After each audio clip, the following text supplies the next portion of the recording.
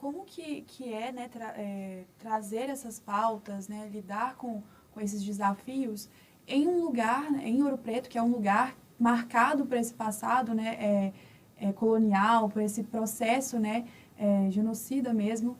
Como que está sendo trazer isso assim para frente, sabe? Lidar com isso em um lugar como esse.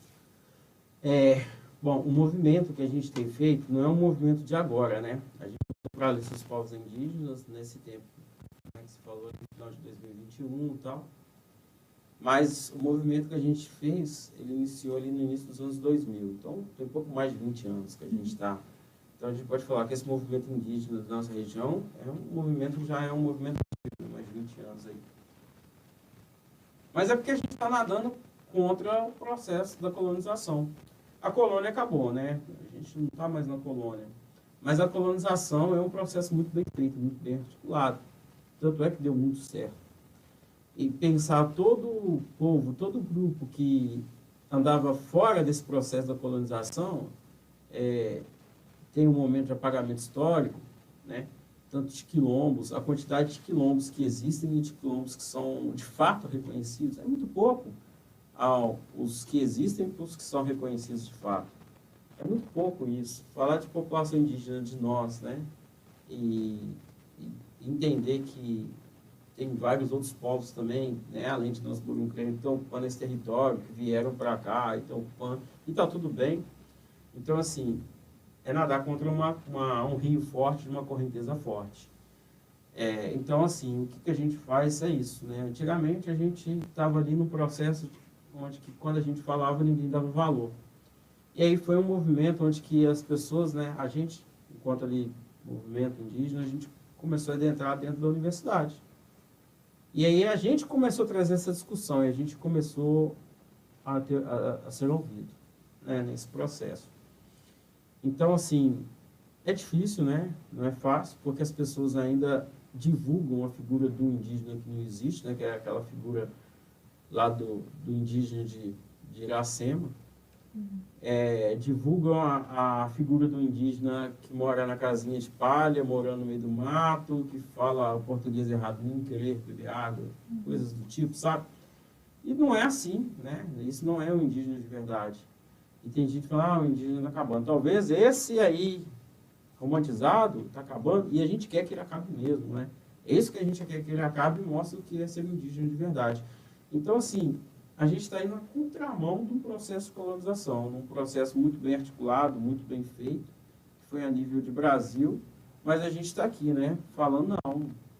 As pessoas estão aqui, a pessoa está ali, indígena, está trabalhando, está estudando, está tocando na vida dela, ela não deixa de ser indígena. Também coisas que são cobradas para o indígena, a questão de pureza de sangue. A pessoa, aquele não é índio mais não, porque tem um pai português, ou porque, isso aqui, tem uma ancestralidade africana e tal, né? Mas ninguém cobra isso do autodeclarado negro e do branco. A questão de pureza de sangue, mas para a gente é cobrado. Também vi falado que se a gente existe, a gente precisa de documento.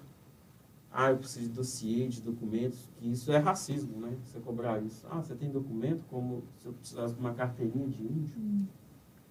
Então, esse movimento que a gente faz é isso, ele andar na contramão de um sistema que não era nem para a gente estar aqui existindo e poder estar tendo esse tipo de discussão, esse tipo de fala, né? É desafiador, claro que é desafiador, e lembrando que a violência contra o indígena, ela é muito forte. A gente vê a quantidade de indígenas que são assassinados ainda no Brasil por vários motivos, né? Então, assim, tem uma fala da Célia Chacriabá que é preocupante, que fala que uma terra só foi demarcada quando teve uma liderança morta. Então, essa é a realidade que ainda a gente vê no Brasil. Só que a gente quer mudar essa chave. Então, a gente tem feito isso, né? O que a gente tem feito é trazer conscientização, trazer essa discussão dentro da academia ou não, ou ir nos lugares e conversar com as pessoas, entender isso, né? Falar do que é ser indígena de verdade. E a gente combater, né? O que o pessoal fala, o que é divulgado erroneamente, o que é ser indígena. Mas é desafiador. É nadar contra a correnteza, né? Não, sem dúvidas. E eu, durante, né, a sua fala, você bateu nessa tecla também, né, dessa questão do se autodeclarar indígena, que muita gente ainda não sabe, né, que é, ou então ainda tem medo justamente por essa sociedade preconceituosa, principalmente nessa região e etc. E eu queria entrar, então, a partir disso, um pouco assim na sua história mesmo. Falar um pouco agora mais assim de você, desse seu processo de se entender como indígena, de como que foi como que foi esse processo também até você chegar ao título de cacique, né, de liderança indígena. Eu queria que você contasse um pouco pra gente. Nossa, interessante. Eu vou, né, voltar um pouco na história, que eu já falo muito mesmo. Mas Não, enfim. imagina. Primeiro a gente entender, né, que eu falei os processos de como a gente vê a população indígena aqui na nossa região. Então, assim, enquanto povo originário daqui, a gente vê muitos que são tal do pegos no laço, de pessoas que são sequestradas e foram sequestradas aqui na região mesmo, né? Isso é muito comum a gente ouvir isso. E a minha família vem de um outro contexto. A gente também tem vários outros povos indígenas que vieram para a nossa região por um momento, vieram trabalhar porque ficaram, tal. Mas eu falo assim, agora enquanto povo borunquenha, a gente vê de duas formas. Veio desse pessoal, né, que são pessoas que foram pegas no laço, que é muito comum, né? A pessoa fala para mim, né, eu também sou indígena, você vai ver, né, a pessoa todo estereótipo, ela é indígena, está dentro da cultura indígena. Eu falo assim, e aí, mas me fala. Não, é porque o meu avô, ele foi no distrito tal, e aí ele foi e pegou a minha avó para casar. Mas daqui da região mesmo, mas eu falo, aí tudo bem, até dentro desse ponto, a gente consegue te validar enquanto pertencente ao povo. Dentro dessa questão. Só que a minha família não veio disso, não. A minha família veio de um grupo de indígenas que, isso ainda tinha muito na região, que ficavam andando, resistindo, né? Então, assim, teve um momento que teve que fazer com que essa galera parasse de andar e estabelecer algumas famílias ainda que eram de indígenas resistentes. E a minha família era desse núcleo de indígena resistente. E ela foi, né, estabelecida, né, estabilizada ali naquela região ali do distrito de Santo Antônio do Leite, né?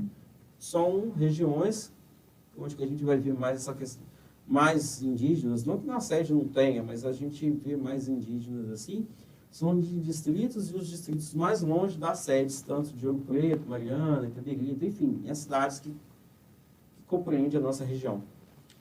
E aí a minha família foi se estabelecida ali, na época do meu tataravô, né? Então, assim, a narrativa de indígena, de saber a nossa história, isso sempre a gente soube. Conhecimento, eu falo conhecimento do mato, conhecimento mateiro, se preservou na minha família, né? Principalmente dentro desse contexto, dentro desse contexto, por ser distrito. E aí tem mais área rural, tal, e preservou a língua, né? Até a gente tem nesse processo o resgate da língua, que a língua não acabou, mas por causa disso, né?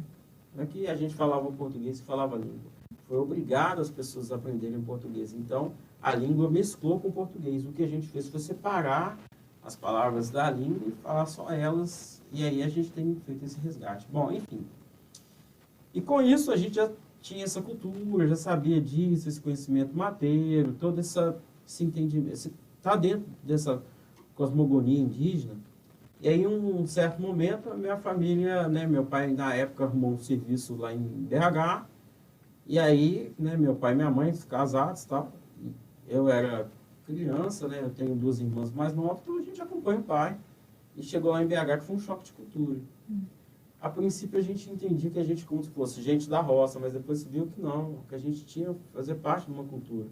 Então, aquele ponto foi com que eu entendi que a gente precisava de fazer um movimento para que essa cultura não morresse. Me entender indígena, isso aí a gente sempre se entendeu, né? A gente sempre teve a narrativa.